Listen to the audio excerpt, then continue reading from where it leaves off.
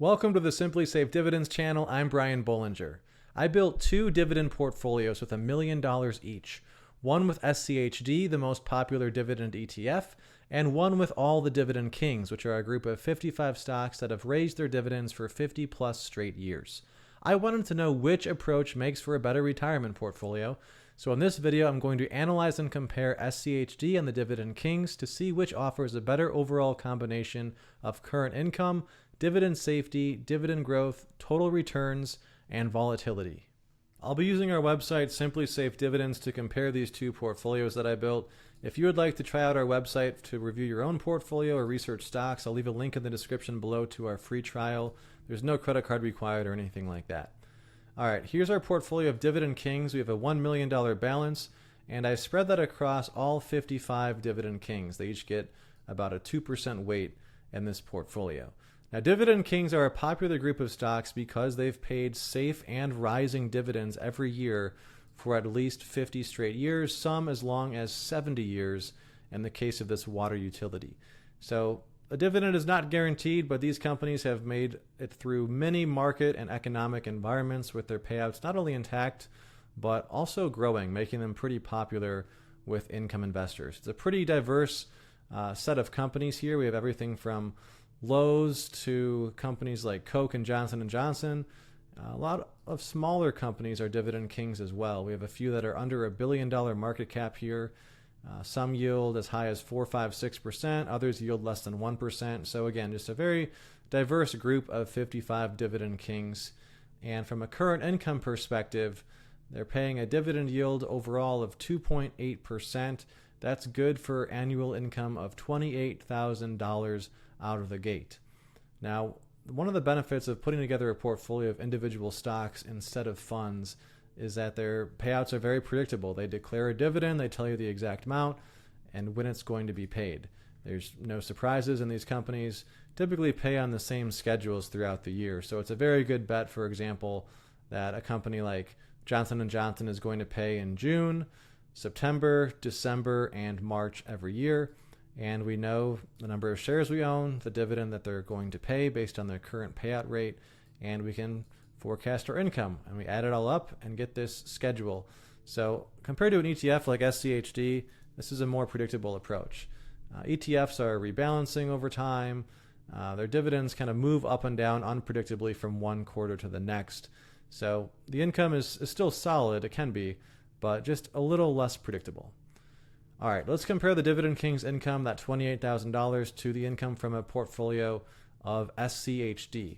Now, instead of just putting in the ETF, I actually went ahead and pulled in all of the underlying holdings that are in SCHD. They have different weights, and this will give us a look under the hood, essentially, to see the underlying growth rates, income, all of that stuff from SCHD's holdings.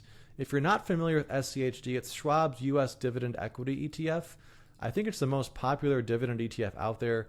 Very low expense ratio, just 0.06%. Tracks the Dow Jones U.S. Dividend 100 Index. It's a benchmark that is looking for the highest yielding stocks, but it applies a number of quality measures, or filters rather, things looking for like low cash flow to debt ratios, high profitability, fast dividend growth, paying a dividend for at least 10 years. So that's how this portfolio gets put together. Holds 100 stocks, and we can see that this results right now in a much higher dividend yield than the Dividend Kings, a 4% yield essentially, about $40,000 of annual income coming in from SCHD in the year ahead. So SCHD wins that first comparison in the current income battle between these two portfolios. Now, what about dividend growth? Well, SCHD's, the underlying holdings here, you can see they've compounded their dividends by about 6 to 7% per year. But that rate is slowing down. This year, these holdings are growing their dividends by about 4%. However, what SCHD does each year, it reconstitutes its portfolio. So it kicks out the companies that now have a lower yield or weaker fundamental metrics, and it buys companies that rate higher across those factors that it looks for. And by doing this type of rebalancing, kind of selling off your lower yielders and replacing them with higher yielders, that has helped SCHD compound its income faster than what's in the portfolio today. You can see the dividend has grown at a consistent double-digit pace over the last decade, and over the last 12 months, it's even up about 17%. Now, how does that compare to the Dividend Kings? If I flip back over to that portfolio, we can see that the growth rate has been lower across the board, really, and also slowing down. So over the last decade, these Dividend Kings, again, we're looking at all of the 55 companies in this portfolio and how much income they've contributed each year and how it's grown. About 5% per year over the last decade, but it's slowing down to under 4% this year. And unlike SCHD, there's no rebalancing effect here. We're just owning these companies outright. So I don't really expect there to be any sort of boost to this profile here. I think probably baking in about a 4 to 5% dividend growth rate is reasonable for the Kings, which could be less than half of SCHD's or at least comparable. So from a dividend growth perspective, I'm going to give SCHD the edge here with both how the fund, the current holdings in the fund, and also how it rebalances to boost that growth figure. Keeping your income safe is a top priority in retirement, so we'll now compare these two portfolios from a dividend safety perspective using our dividend safety scores. If you're unfamiliar, these range from 0 to 100, and they're forecasting how safe a company's dividend looks over a full economic cycle, including a recession, taking a long-term perspective to avoid whipsawing investors and to kind of be prepared for a bad scenario to play out whenever that does happen. Now, we're the only company I'm aware of that maintains a real-time track record showing you all 882 dividend cuts we've seen since we started doing this in 2015. We show you what the company's dividend safety score was right before the cut was announced to show their predictive value. The bottom line is, if you stuck with companies that maintained a safe or very safe dividend safety score, you would have avoided at least 97% of these cuts that occurred. So using these safety scores, we can open up each portfolio's dividend safety report to see the breakout of their income. So looking at the Dividend Kings first, we can see that 92% of the dividends this portfolio is generating comes from companies with a safe or very safe rating. That's a really healthy mix there, and these dividends are not guaranteed, but they're a pretty darn good bet to continue in good times and bad. There's only two Dividend Kings that have a borderline safe dividend safety score, Universal and Altria. I don't have any near-term concerns about their dividends, but I do think they face some longer-term question marks with adapting their business as traditional cigarettes see lower demand in the years ahead. SCHD's dividend safety pie chart is a little messier and a little lower quality than the one we just saw with the Dividend Kings. About 65% of the income is coming from companies with safe or very safe dividend safety scores, but about 30% is coming from borderline safe rated payers, and 4% of the income is coming from companies that could be at risk of cutting their dividends, including some businesses like FMC, Whirlpool, Western Union that are facing various challenges. So head-to-head, the Dividend Kings portfolio looks better from a dividend safety perspective, but it's important to remember that SCHD does go through that annual reconstitution where it kicks out weaker companies, but also replaces a lot of lower-yielding stocks with higher-yielding stocks, which lifts the income. And that has been key to helping SCHD pay rising dividends every year since it was launched. And that, to me, makes it a little more comfortable to look past just this safety score pie chart, because these holdings could change a lot just under a year from now. But overall, I'm going to give the Dividend Kings portfolio a slight edge from a dividend safety perspective. Last but not least, we'll take a look at the long-term returns and volatility of these strategies. So I went ahead and charted back to 2014. If you had put $10,000 in the Dividend Kings, SCHD, and the S&P 500 and reinvested those dividends, what would have happened? This is not survivorship bias or anything. I used the actual Dividend Kings that existed at the start of each of these years and rebalanced the portfolio to keep it equal weighted each year. You can see up until the pandemic, these three strategies were pretty much neck and neck. But post-pandemic, we've been living in a world dominated by growth and momentum stocks, especially big tech, which has driven the S&P 500 at a really incredible pace.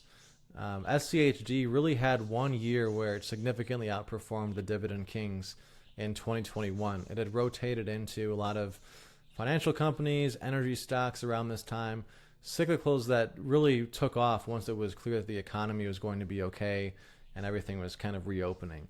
Otherwise, since that point in time, SCHD and the Dividend Kings have been pretty similar, but that year still counts, and that's helped SCHD deliver a 10.7% annual return since 2014, which is better than the 8.7% recorded by the Dividend Kings, but no one is really close to touching the S&P's nearly 13% annualized return, which is well above its own historical norm too. Again, mostly driven by big tech, large cap growth names. So from a total return perspective, we can give SCHD the win here on a historical basis, but going forward, I would be kind of surprised if there was a huge difference between these two. SCHD is going to be a little bit slightly more aggressive than the Dividend Kings, which consist mostly of consumer staples, healthcare, utility stocks, these defensive stalwarts. From that perspective, when we talk about volatility, both SCHD and the Dividend Kings have been less volatile than the S&P 500. Good example on this chart here is the year 2022. The S&P 500 was down, I think, about 20% almost. You can see a dip in the red line, but SCHD and the Dividend Kings were down far less. And I think that's a pattern I would expect to see hold true again if any steam does come out of the market. Now, head to head, if you crunch the numbers and actually run the volatility or how much these returns have varied year to year, the Dividend Kings are a little bit less volatile than SCHD. So I'm going to give the Dividend Kings the overall win in the volatility column here, but both SCHD and the Kings I would expect to do better than the S&P 500 in the event of a big downturn in the market. Putting it all together, I think SCHD looks like the more attractive retirement portfolio overall. A big consideration is just more current income out of the gate, about $40,000 for SCHD versus closer to $28,000 for the Dividend Kings. SCHD's income doesn't quite look as safe as the Kings, but with the fund reconstituting its holdings each year to focus on quality companies with good fundamentals and kicking out the lowest yielding stocks in favor of those with higher yields, that kind of overcomes that weaker pie chart and has helped the fund deliver faster dividend growth historically speaking, which I think will continue over the Dividend Kings. They're mostly made up of staples, utilities, healthcare companies that are inherently slower growing businesses. SCHD also has the stronger long-term returns. Again, it's kind of hard to say which of these two groups will win out going forward, but I do like that SCHD's rules essentially look for quality companies that are offering a high dividend yield, kind of trying to find those good businesses that are temporarily out of favor. Dividend Kings I would expect to be less volatile going forward though, so Kings are a little bit more defensive, less current income, but time-tested businesses. SCHD just has a really good approach that's quite frankly hard to beat over the long run at the expense ratio the fund charges. But the great thing about being a dividend investor is you can kind of come up with any portfolio to meet your own needs. Maybe you want to try for higher income or faster growth or a better safety profile. All those things are possible with putting together a mix of stocks and funds. So I hope this video is helpful as you consider these two popular groups of stocks. I appreciate you watching and I hope to catch you next time.